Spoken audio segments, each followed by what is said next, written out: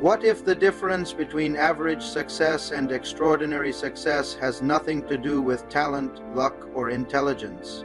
What if the real advantage comes from how you think, how you avoid stupidity, and how you make decisions when pressure is high and information is incomplete?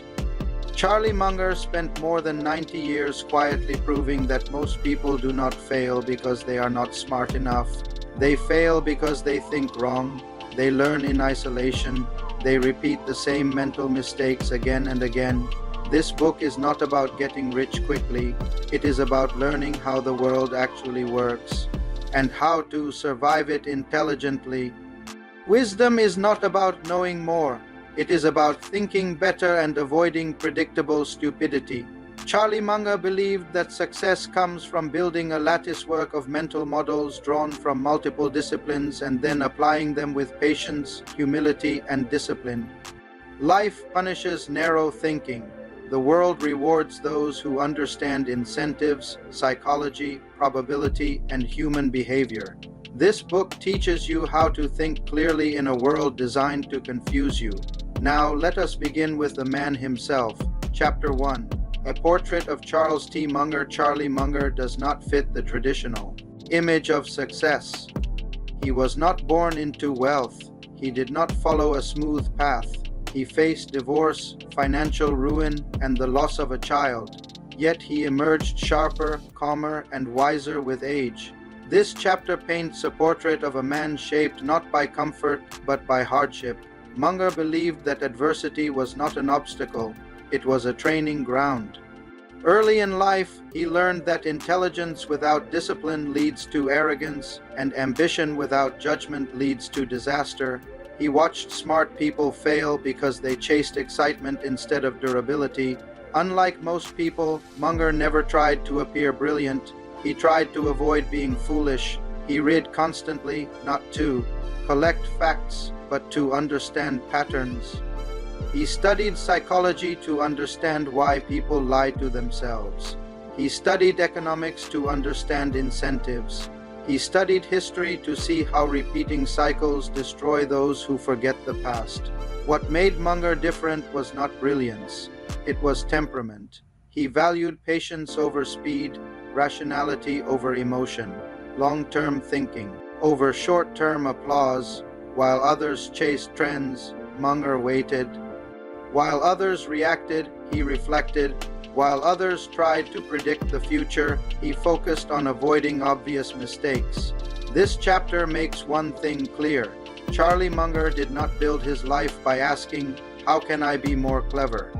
He built it by asking, "How can I be less stupid?" And that single shift in thinking explains everything that follows. Because once you understand who Charlie Munger is, you are ready to understand how he thinks. And in the next chapter, you will see why Munger believed that aging is not decline, but one of the greatest competitive advantages in life. Chapter 2, Praising Old Age. Most people fear aging. Charlie Munger saw it as an advantage. This chapter challenges one of the most deeply rooted modern beliefs, that youth equals superiority and age equals decline. Munger believed the opposite.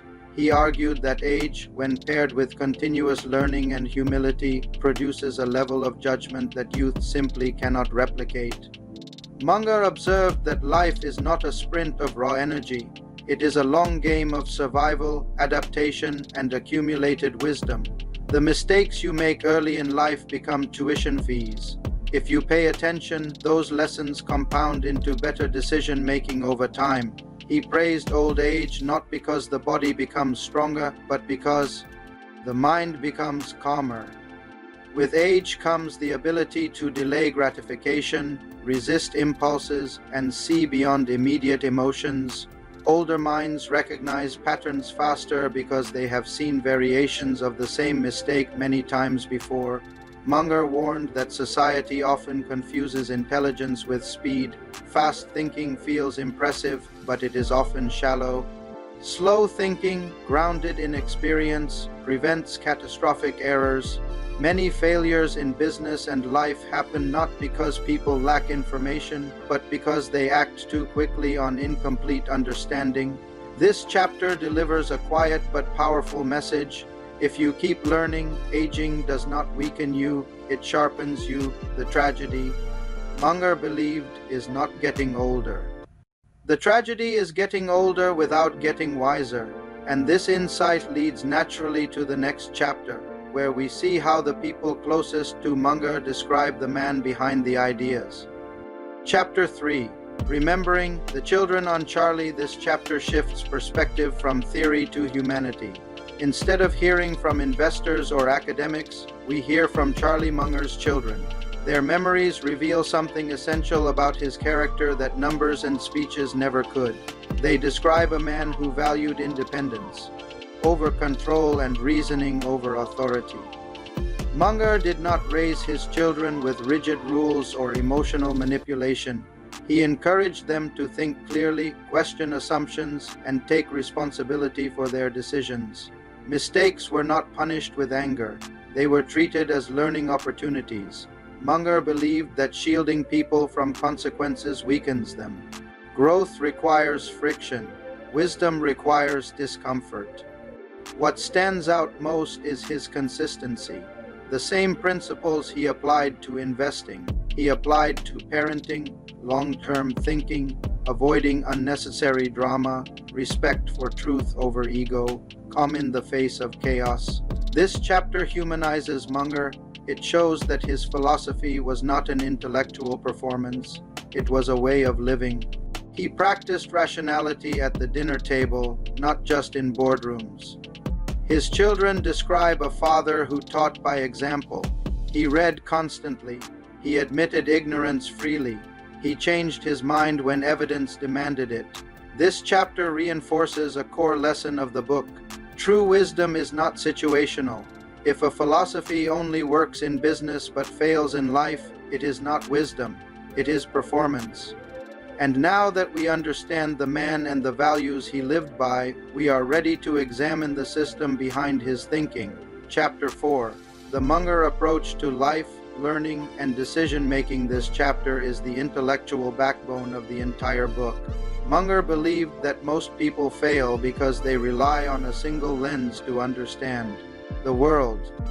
They think like economists or engineers or psychologists, but rarely all at once. Reality does not work that way. He introduced the idea of a latticework of mental models. Instead of memorizing facts, you collect fundamental principles from multiple disciplines and connect them. Physics teaches cause and effect. Psychology explains bias and self-deception. Biology explains incentives and survival. Mathematics teaches probability and error. When these models work together, your thinking becomes resilient. Munger warned that isolated knowledge is dangerous. A person who knows only one discipline tends to force every problem into that framework, even when it does not fit. This leads to confident stupidity, which is far more dangerous than ignorance. Decision-making, in Munger's view, was not about brilliance, it was about preparation. He believed in inversion. Instead of asking how to succeed, ask how people fail. Instead of asking how to be smart, ask how to avoid being foolish. This approach strips away ego and replaces it with realism. Munger also emphasized patience. Most opportunities are bad opportunities. The few good ones require waiting, discipline, and the ability to do nothing while others panic. This chapter teaches that clear thinking is not natural. It is trained, it is built through reading, reflection, and ruthless honesty with oneself. And once you understand this framework, you are ready for something sharper, rawer, and more dangerous. Because in the next chapter, Munger stops explaining and starts speaking freely. Chapter 5. Mungerisms. Charlie unscripted. This chapter removes the polish and reveals the edge. Here, Charlie Munger speaks without filters, without formal structure, and without concern for pleasing anyone. These are not rehearsed speeches. These are distilled truths discerned through decades of observation, error, and reflection. Mungerisms are blunt because reality is blunt. He believed politeness often hides stupidity and that clarity sometimes requires discomfort. Many of his statements feel sharp because they attack comforting illusions people cling to. He repeatedly emphasizes one idea: most people are not defeated by bad luck, they are defeated by bad habits of thought. Envy, inconsistency, laziness, and denial quietly destroy lives long before any external crisis appears. Munger mocked the idea of easy success. He warned against chasing excitement, complexity, and cleverness. He believed that the world does not reward brilliance alone. It rewards reliability, discipline, and patience. What makes these unscripted remarks powerful is their consistency. Whether he is talking about investing, education, or life, the message remains the same: avoid stupidity, stay rational, keep learning, be patient, read constantly, think across disciplines. This chapter feels uncomfortable because it removes excuses. There is no motivational sugar, only accountability, and once you absorb this unfiltered voice, you are ready to hear Munger in a more formal setting, where the same principles are delivered to an audience standing at the edge of their future. Chapter 6. Harvard School Commencement Speech. Standing before graduates, Charlie Munger did not offer dreams. He offered warnings. This commencement speech is not about chasing passion or following your heart. It is about survival, rationality, and long-term success in an unforgiving world. Munger told students that life will test their character far more than their intelligence. He warned them that incentives rule behavior, including their own. If they ignore this truth, they will be manipulated, misled, and disappointed. He urged them to build habits of lifelong learning, not reading for entertainment, but reading for understanding. He believed that the most dangerous people are those who stop learning once they achieve credentials. Munger also emphasized humility. He believed that certainty is often a signal of ignorance. The smartest people remain open to being wrong because they understand how complex the world truly is. What makes this speech powerful is its realism. Munger did not promise happiness. He promised consequences. He taught that avoiding major errors matters more than making brilliant moves. This chapter reframes success as endurance. If you can avoid ruin, stay rational, and keep improving slightly every year, you will outperform most people without ever appearing exceptional. And this leads directly into one of the most important intellectual frameworks Munger ever shared. Chapter 7. A lesson on elementary worldly wisdom. This chapter is the core intellectual weapon of the entire book. Munger introduces the concept of worldly wisdom, the ability to understand reality through multiple lenses instead of one narrow discipline. He argued that modern education produces specialists who know a lot about very little and almost nothing about how the world actually works. Worldly wisdom requires borrowing mental models from physics, psychology, biology, economics, mathematics, and history. Each discipline explains part of reality, none explains all of it. Munger explained that human beings are predictably irrational. Psychological biases distort perception, incentives warp behavior, social pressure overrides logic. If you ignore these forces, your decisions will be systematically flawed. He emphasized that wisdom is subtractive. It is not about knowing more. It is about removing wrong ideas. Avoiding foolish behavior produces better results than chasing brilliance. This chapter teaches that the world is not random. It follows patterns. Those patterns repeat because human nature does not change. Only the environment does. Once you understand worldly wisdom, you stop being surprised by stupidity, greed, panic, and failure. You expect them.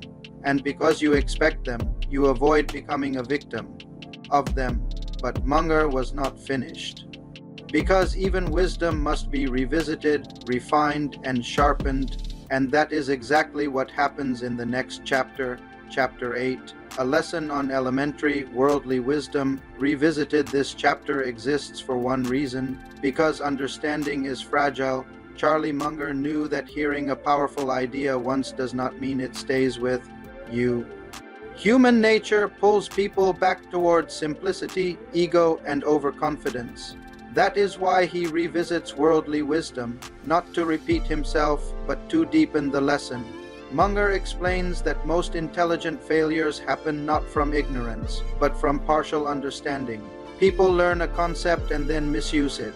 They apply it in isolation, without context or balance. Worldly wisdom, revisited, emphasizes integration. Mental models must work together. Economics without psychology creates blind spots. Psychology without statistics creates illusion. Logic without incentives leads to naive conclusions. Munger also warns against overconfidence. The more educated people become, the more likely they are to trust their own flawed reasoning. Expertise becomes dangerous when it narrows perspective instead of expanding it. This chapter reinforces a brutal truth. Knowledge does not protect you from error. Only disciplined thinking does. And once you accept that thinking itself requires practice, you are ready to examine how thought should be applied in the real world. Chapter 9, Practical Thought about Practical Thought. Here, Munger moves from philosophy to execution. This chapter focuses on how thinking should function when decisions carry real consequences. It is not enough to understand mental models in theory. They must guide action under uncertainty, pressure, and incomplete information.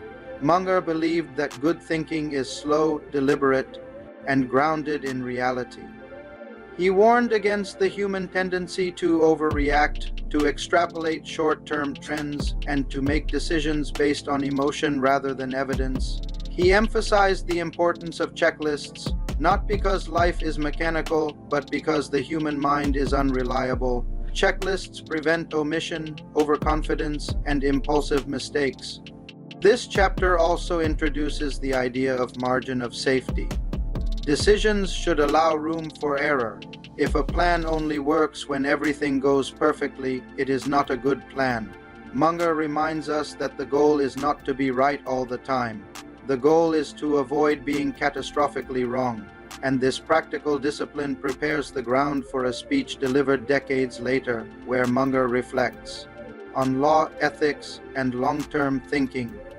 Chapter 10, Harvard Law School 50th Reunion Address. In this address, Munger speaks to experienced professionals, not beginners. He reflects on careers built over decades and the moral compromises that quietly accumulate along the way. He warns that small ethical lapses, tolerated repeatedly, eventually become defining characteristics. Munger believed that integrity is not situational. Once compromised, it rarely returns intact. He encouraged graduates to choose paths that align with long-term self-respect rather than short-term rewards.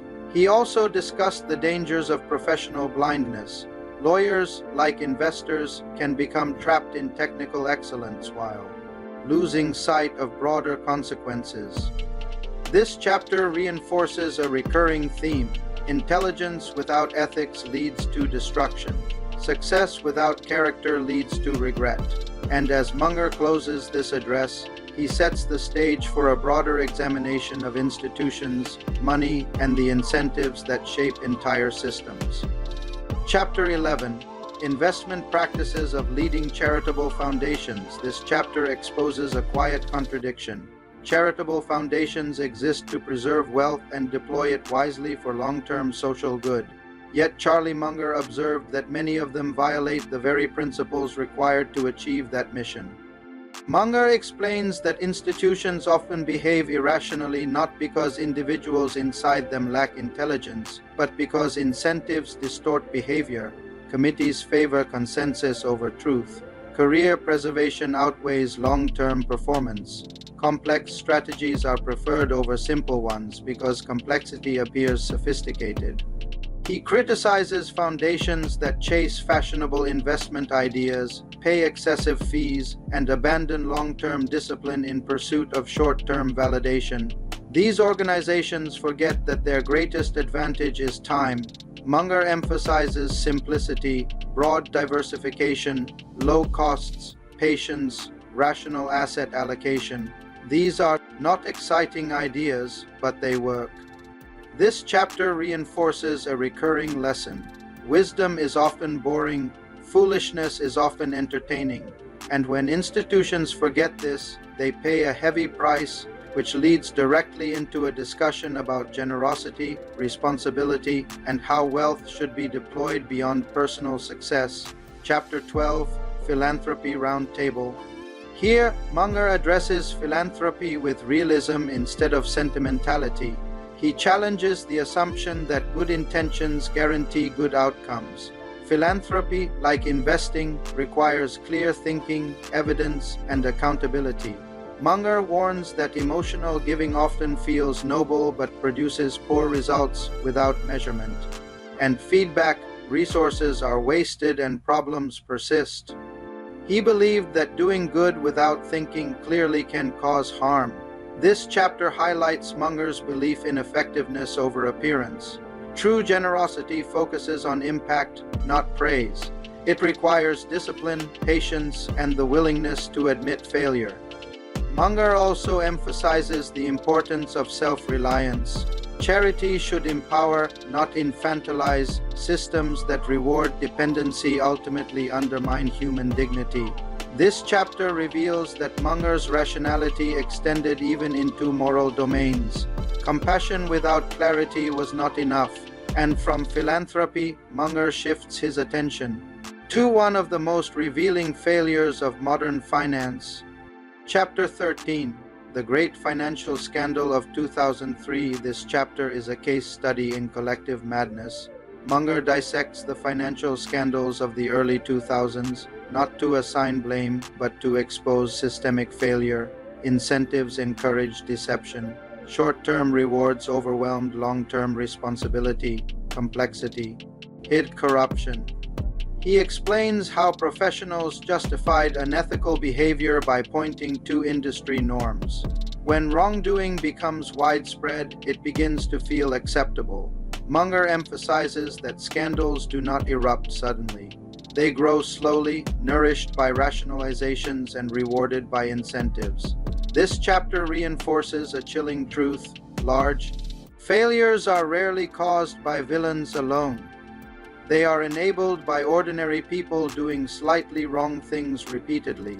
And as Munger concludes this analysis, he turns his attention to academia, theory, and the dangerous gap between models and reality. Chapter 14, Academic Economics. This chapter is one of Charlie Munger's most controversial. Here, Munger turns his critical eye toward academic economics, not to dismiss it entirely, but to expose its dangerous limitations. He respected theory, but he distrusted models that pretended to explain reality while ignoring human behavior. Munger argued that many economic models are elegant but fragile. They assume rational actors, perfect information, and stable incentives. The real world operates under none of these conditions. He warned that when academics fall in love with their models, they stop seeing reality. Data that contradicts theory is ignored. Complexity is simplified. Human psychology is excluded because it is difficult to quantify. This chapter reinforces a core Munger belief: reality always wins. Any discipline that refuses to adapt to reality eventually becomes harmful. Munger did not reject economics.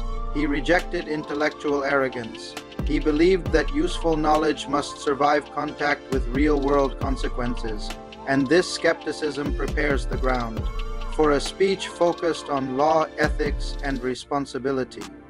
Chapter 15, U.S. Gould School of Law Commencement Address. In this commencement address, Munger speaks directly to young professionals about the kind of people they will become.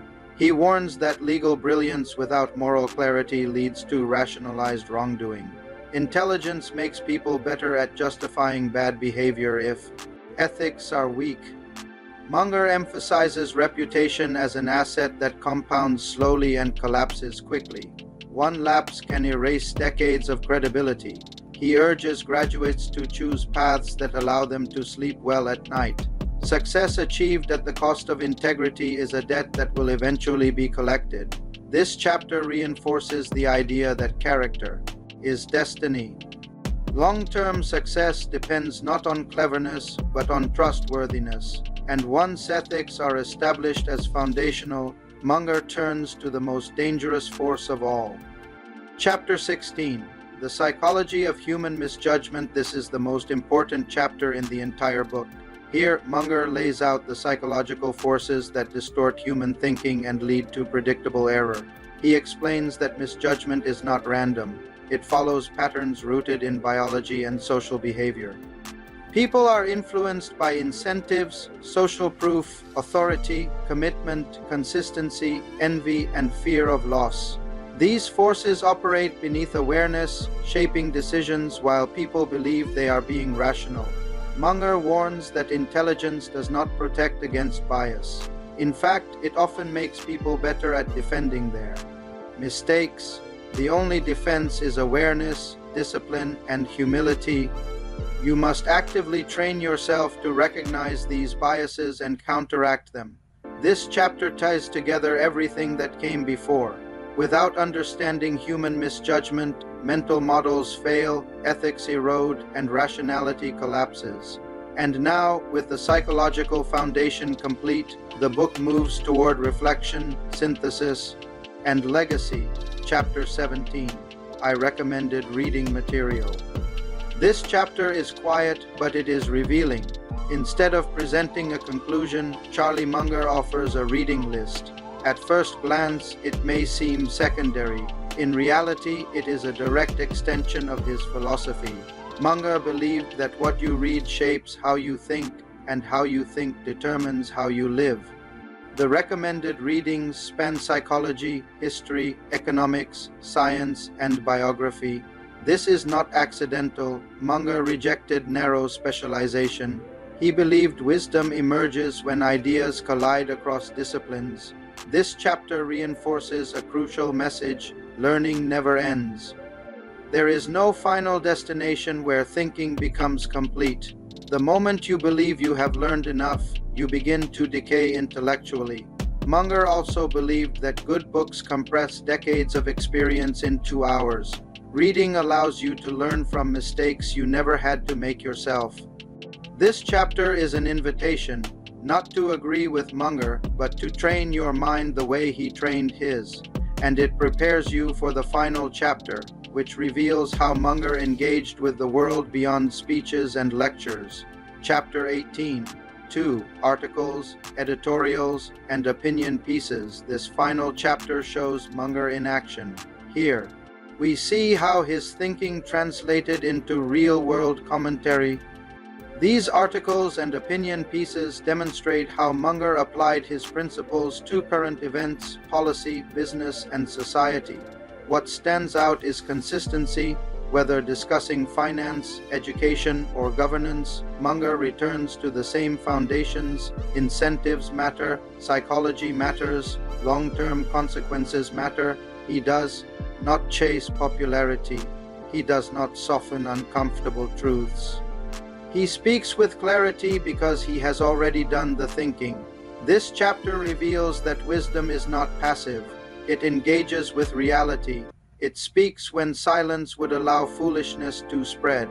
Munger did not aim to be liked. He aimed to be accurate. And with that, the book reaches its natural conclusion. Final thoughts. Poor Charlie's Almanack is not a book you finish. It is a book you return to. Its core lesson is not about money, investing, or intelligence. It is about survival in a complex world. Charlie Munger teaches you that the greatest danger is not ignorance, but confident misunderstanding.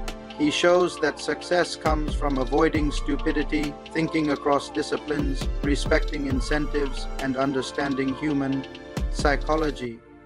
He reminds you that character compounds, reputation matters, and patience outperforms brilliance.